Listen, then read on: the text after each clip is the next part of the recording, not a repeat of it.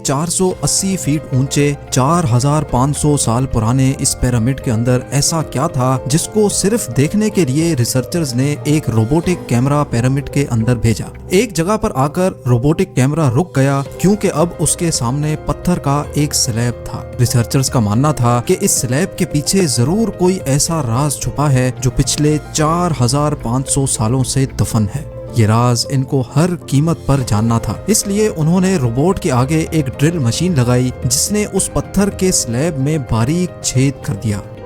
अब इस छेद के अंदर एक कैमरा भेजा गया जिसने स्लैब के उस पार एक ऐसा मंजर देखा जो पिछले 4500 सालों से किसी ने भी नहीं देखा था। मिस्र यानी इजिप्ट में टोटल 138 ऊंचे तरीन पिरामिड्स मौजूद हैं जिन्होंने पिछले हजारों सालों से दर्जनों अर्थक्वेक्स और कई खतरनाक तूफान का सामना किया, लेकिन मजाल है इनमें से कोई एक भी इधर से उधर हुआ हो। इनमें से सबसे ऊंचा और बड़ा pyramid the great pyramid of Giza कहलाता है और इस पिरामिड की बेस का एरिया 13 एकर्स है। यानी इस पिरामिड के अंदर हैरत अंगेज तौर पे एक दो नहीं बल्कि पूरी 9 फुटबॉल फील्ड्स आराम से फिट आ सकती हैं। एक एस्टीमेट के हिसाब से इस पिरामिड में टोटल 23 लाख बड़े बड़े पत्थरों का इस्तेमाल हुआ, जिनमें से कई पत्थरों का वजन 50 टन भी था। अगर इसके टोटल वजन का अंदाजा लगाया जाए तो इस पिरामिड का वजन 60 लाख टन है, जो 12 बुर्ज खलीफा के वजन के बराबर बनता है। लेकिन इतने ऊंचे और आलीशान पिरामिड्स बनाने का आखिर मकसद क्या था?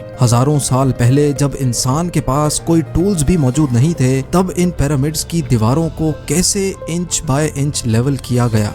कैसे 50 टन वजनी पत्थरों को स्क्वायर शेप में काटकर बगैर क्रेन के ही 480 फीट ऊंचाई तक पहुंचाया गया? और इनको बनाने में ऐसे कौन से इंजीनियर्स का हाथ था जिन्होंने इन पिरामिड्स को अर्थक्वेक प्रूफ के साथ साथ इनकी तमाम साइड्स को एग्जैक्टली 51.5 डिग्री के एंगल पे सेट किया? ये सब आप जान सकेंगे आज की इस वीडियो में। तो आइए शुरू करते हैं।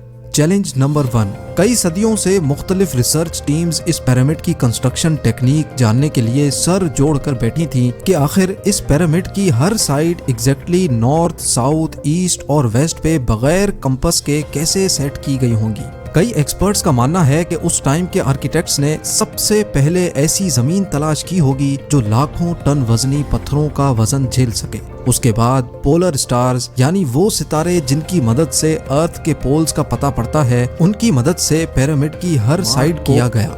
ना कोई कंपास और ना ही कोई ऑप्टिकल इंस्ट्रूमेंट, सिर्फ इस बेसिक टेक्निक से हजारों साल पहले इस पिरामिड की डायरेक्शन सेट की गई और वो भी 0 एरर्स के साथ। Challenge number 2।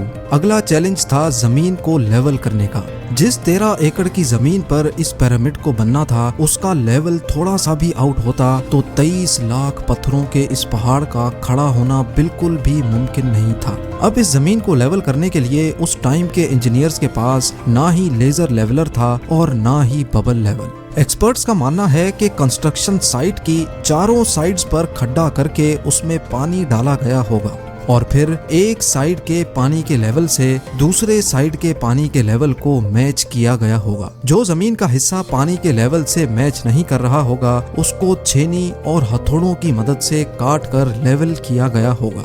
कई एक्सपर्ट्स का मानना है कि एंशिएंट इजिप्शियंस ने इस सिंपल टूल का भी इस्तेमाल किया, जिसकी दोनों साइड्स पे लकड़ियां और उसके ठीक सेंटर पे एक रस्सी से पत्थर बंधा हुआ है। अगर पत्थर जमीन से टच हो गया और उसकी रस्सी ठीक सेंटर लाइन पे आ रही होगी तो इसका मतलब है कि बीच की जमीन परफेक्टली लेवल्ड है।